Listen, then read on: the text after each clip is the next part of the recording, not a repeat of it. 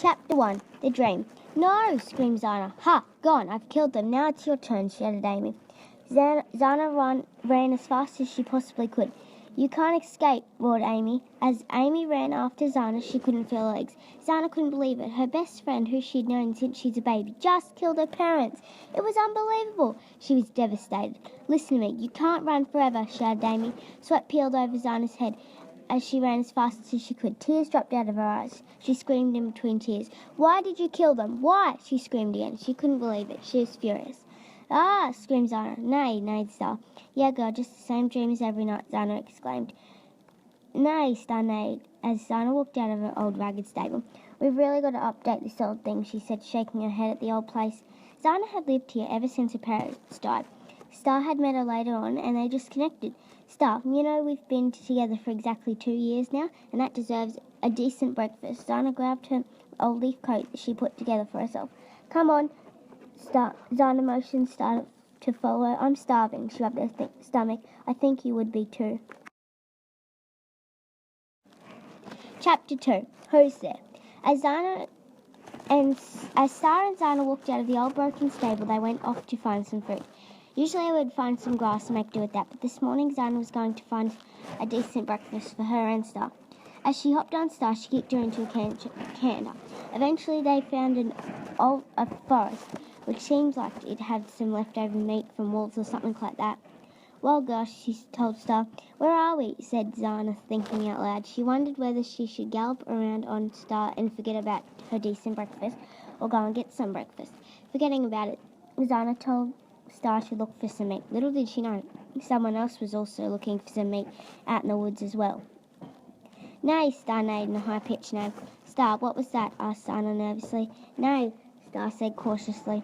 Whoosh! Ah! Screamed Zana screeched. As Zana went to turn around, a massive red flash zoomed past. Ow! Zana screamed as the red thing came past. What was that? Zana exclaimed, shaking.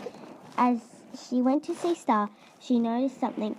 It could have been a wolf, but they aren't red, are they? She said, walking towards Star. Hey, Star, did you ever notice that letter there? Zana asked. She certainly didn't notice it at all. Looking confused, she said, I never even noticed it at all, and I've walked over this spot about 1,000,000 times, she said, looking very interested. Let's take it home and read it. So much for a decent breakfast. Don't worry, we'll be able to make something at home.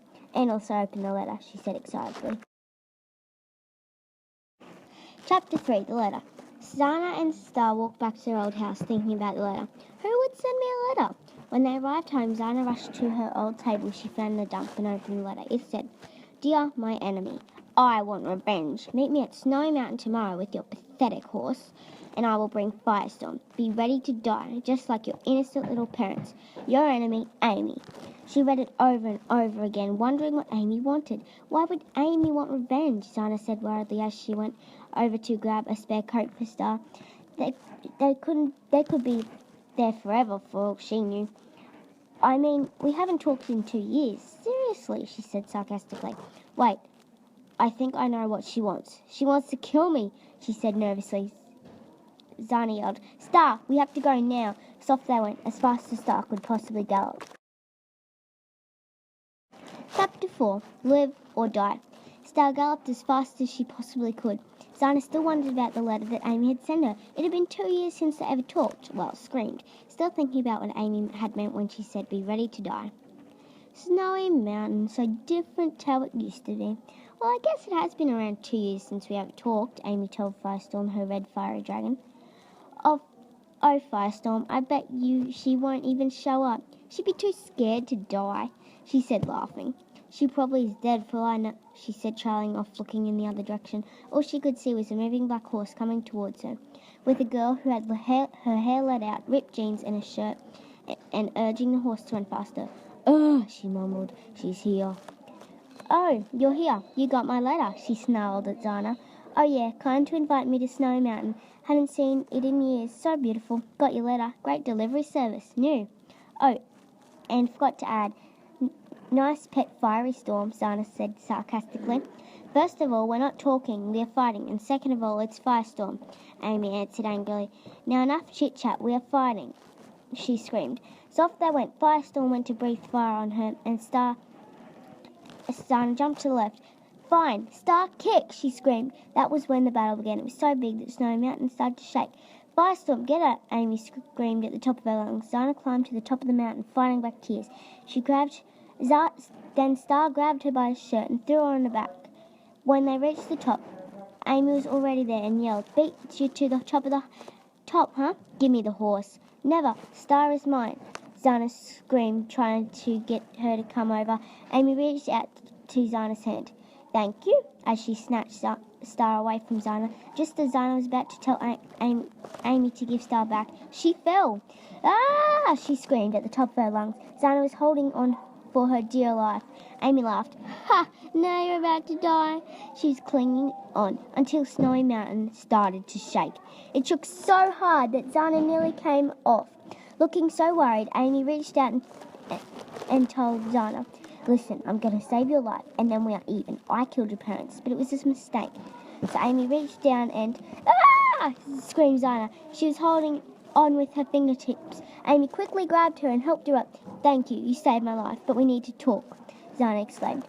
Why did you do it? Zana said bravely. Why did you kill my parents? She pleaded. I don't know, Amy screamed. Zana yelled, tell me the truth. Fine. I thought they had killed my parents. I was trying to protect you because I thought that they were going to try to kill you as well. Amy said sadly. What? You think my parents were going to try to kill me? They would never do that. They love me and they love you too, like they were your parents, and they didn't kill your parents, Zana pleaded. Your parents did not love me. I had my parents and they loved me, Amy said, trying not to cry. Amy, your parents left you. You could tell they didn't want you, but my mother and father loved you, and they always will. You were like my sister, Zana cried. They didn't leave me. They had to go somewhere, and, well, they never, Amy tried to finish, came back. Zana finished Amy's sentence. They hated you. My parents overheard what they said, and I kind of did too. Amy, listen, you always will be. My parents didn't kill your parents. Honest, Zana comforted Amy. Listen, we are even now, and since you've saved my life, I will forgive you for killing my parents. Zana said sadly, come live with me. You and Star, we are friends, and I promise that I will never ever hurt you again, Amy told her. So that is how now Zana, Amy, Firestorm and Star all live together, and that is how they become best friends.